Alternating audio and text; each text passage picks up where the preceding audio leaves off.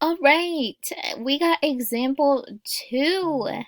And example 2 is a little bit more spicy. We got some negative numbers in here, so we need to make sure that we remember the rules of multiplying positive and negative numbers.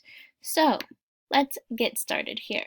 First thing is we look at the equation. Is there anything I could do to the equation? Yes, I could do the distributive property.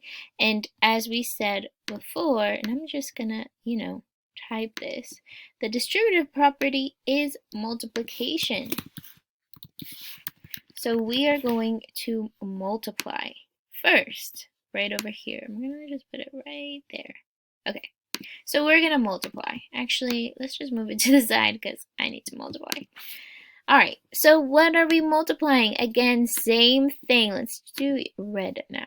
It's the number that is outside of the parentheses that needs to be multiplied with the numbers inside. So what do I get? I get negative 3, and don't forget the negative, times 2x.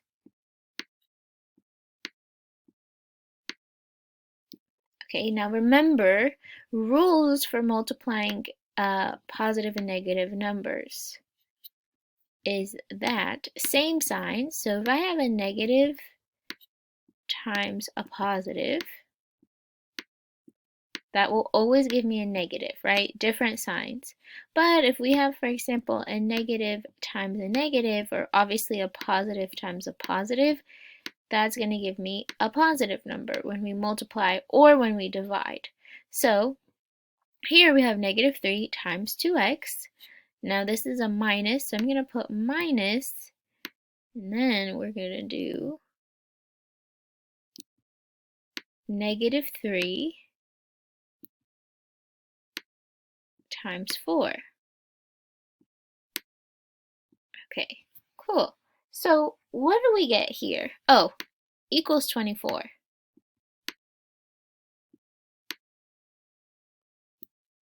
Okay, so what do I get here? I get negative 3 times 2x. Remember, a negative times a positive gives me a negative. So that's going to be negative 6x. Now, this will be minus, and now we have negative 3 times 4. And negative 3 times 4 gives me a negative 12. And we put equals 24. Again, where is the equals 24? That just comes from right here. That's just the equation. It just is, right? There's nothing, you can't say I don't want to do it. That's just, what is given to you. All right, so what do I notice here? I notice two negative signs facing each other. Two negative signs facing each other, remember, means a plus. So if I have two negative signs facing each other, we could change that to a plus. So we get negative 6x. Remember, it means like you're taking away a negative, plus 12. So anytime you see a negative times a negative, something like this, that looks like that, it'll always be a positive, equals 24. So be careful.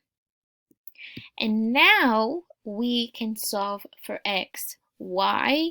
Because there's nothing I could do on this side anymore, right? I already distributed. I can't add unlike terms, so we're good. Now, if you need to take a pause again, write this stuff down, go for it. Now I'm going to solve. This is my variable side. This is my number side. Okay. Now, it's the same thing that we've been doing. I want to get rid of this plus 12 first. We get rid of the number without the variable, so I subtract by 12.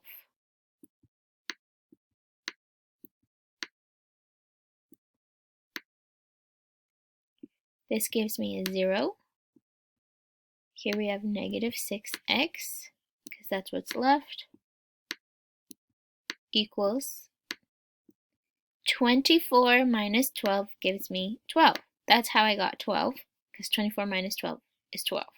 Okay, now we have to figure out what times -6 gives me a 12. Okay, so what do I need to do? I have to divide. So -6, this is divided by -6, because anything divided by itself gives me 1. So we have to make sure that we divided by -6, and that gives me -6 over here. And then we can, okay. Well, no, here we go. What is in the, what? Okay, so obviously Nearpod and I are not, vibing. So here we get 1x equals, and 2, okay, I'm just going to do it here. 12 divided by -6. Remember, a negative divided by a positive will always give you a negative, so that's going to be -2 as your answer. That should be an equal sign, but it's so close. Damn it. There we go. We got it. Alright, so if you have questions on this, also so sorry about why Nearpod's being so annoying like that. If you have questions about this, just let me know. You could hit me up, come to office hours, tell me what it is that you need. Again, we just put -2 here, and then we move on. So the whole point is that, like, you need to figure out,